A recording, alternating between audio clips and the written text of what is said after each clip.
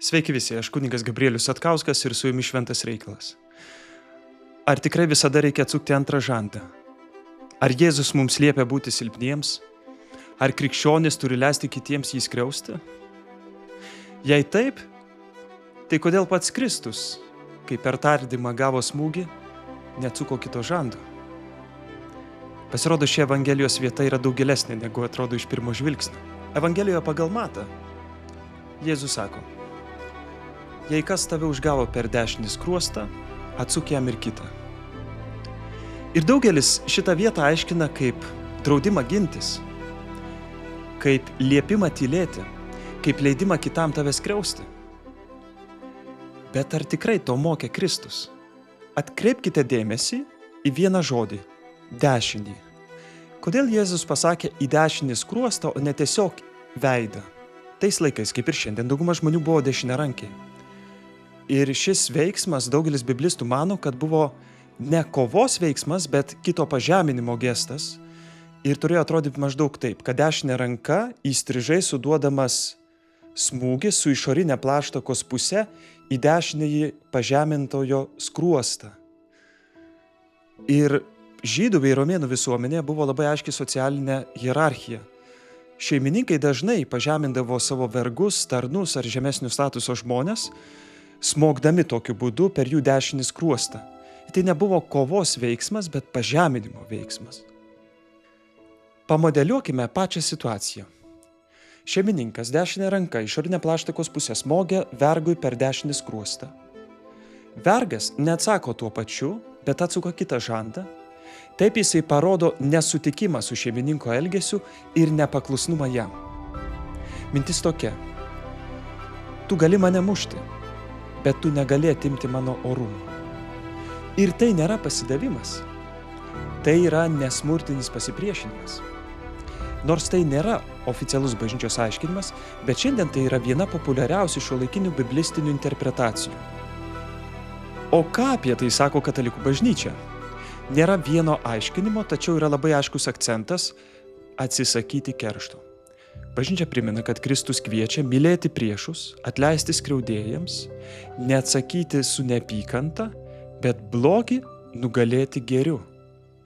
Ir čia labai svarbu pabrėžti, kad bažnyčia niekados nemokė, kad draudžiama imtis būtinosios ginties. Priešingai, 5 amžiuje su Šventu Augustinu bažnyčia suformuluoja teisingo karo doktriną, kuri aiškina, kokiomis aplinkybėmis mes galime imtis būtinosios ginties. Vadinasi, tai nereiškia, kad blogis yra geras ar kad patiriant neteisybę reikia ją toleruoti. Mintis yra nekeršyti. Dabar svarbiausias klausimas: kaip elgėsi pats Jėzus? Nors pagrindinis akcentas yra nekeršyti, bet žvelgdami į jo gyvenimą matome, kad jis nebuvo pasyvus. Jis dažnai sukritikuodavo savo meto politinius ir religinius lyderius, išvarė prekeivius iš šventyklos, o per tardymą gavęs smūgį į veidą neatsuko kito žando pažodžiui, kaip pats mokė. Evangelijoje pagal Joną skaitome: vienas iš ten buvusių tarnų smogė Jėzui per veidą tardamas: šitaip tu atsakai vyriausiajam kunigui? Jėzus jam tarė: jei pasakiau netiesą, įrodyk, kad tai netiesa. O jei tiesa, kam mane muši? Matote, Jėzus nekeršija, bet ir netyli. Tai yra puikus, oraus ir nesmurtinio pasipriešinimo pavyzdys. Be keršto ir be susitaikymo su neteisybė. Ir šią vietą komentuodama šventasis Augustinas sako, kad Jėzus kalba apie tą antro žando atsukimą veikiau ne kaip apie mechaninį veiksmą, bet kaip apie širdies laikyseną. Tai įrodo, kad atsukti kitą žandą nėra mechaninė taisyklė, bet mus moko nesigriebti keršto ir drąsiai liudyti tiesą.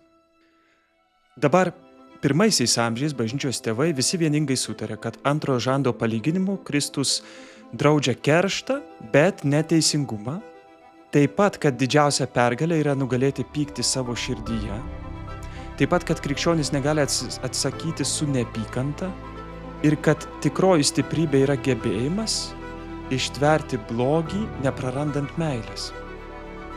Jonas Auksaburnis sako: žmogus, kuris nekeršija, parodo didesnę jėgą negu tas, kuris atsako smurtu. Dėl to yra sakoma, jeigu nugalėsi kitą, būsi stiprus, Bet jeigu nugalėsi save, būsi galiūnas. Taigi, ką reiškia atsukti kitą žandą? Tai nereiškia leisti save žeminti, nesiginti ar susitaikyti su blogiu. Atsukti kitą žandą reiškia nekeršyti, išsaugoti orumą ir priešintis blogiu taip, kad pats netapčiau jo dalimi. Atsukti kitą žandą reiškia atsisakyti keršto ir išsaugant meilę bei orumą priešintis neteisybei. Ir tai tikrai nedraudžia imtis būtinosios ginties. Kristus tikrai nekvietė būti silpnam. Jis kvietė būti tokiam stipriam, kad patiriamas blogis nepaverstų mūsų savo dalimi.